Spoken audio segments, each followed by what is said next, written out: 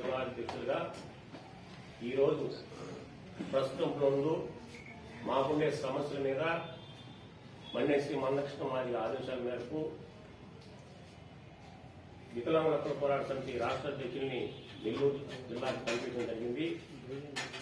ఎందుకంటే నెల్లూరు జిల్లాలో కూటమి ప్రభుత్వం వచ్చిన తర్వాత నా దివ్యాంగులకు ఏం జరుగుతున్నాయి, ఏం జరగటం లేదనే కాన్సెప్ట్ మీద, అదేవిధంగా ఇచ్చినటువంటి 7 వారాలలో రెండు వారాలు మాకు దక్కింది కాబట్టి ఈరోజు ఈ ప్రజాముఖంగా మేము తెలుపుకుంటున్నాం.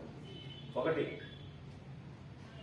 కిట్కో గృహాలు 2 ఉచిత ప్రయాణం, బస్సు ప్రయాణం సంబంధించి, అదేవిధంగా మిగతా 5 కూడా మా సమస్యని ప్రభుత్వం దృష్టికి, పొలిటికల్కి తెలియపరుచుకుంటే ఆ మిగతా డిమాండ్స్ కూడా పూర్తవుతాయని మనం చేసుకుంటాం. అలాగే మాకు సబ్సిడీ లోన్స్ కూడా ప్రతి సంవత్సరం మాకంటూ బడ్జెట్ అనేది ఉండేది.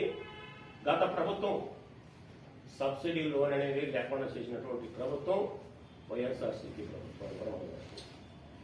ఇప్పుడు దాన్ని ప్రభుత్వం అనేది కాకుండా మాకుండే బడ్జెట్లో కూడా అది ఏమైపోయినట్టు అని మా తండ్రి గారు అయినటువంటి మా వికలాంగుల తల్లి మన్నేశ్రీ మందకృష్ణ మాది గారు ఏ ప్రభుత్వం అయినా సరే నా దివ్యాంగులు బడ్జెట్ ఏమైంది అది రిలీజ్ చేసి సమానంగా చూడాలని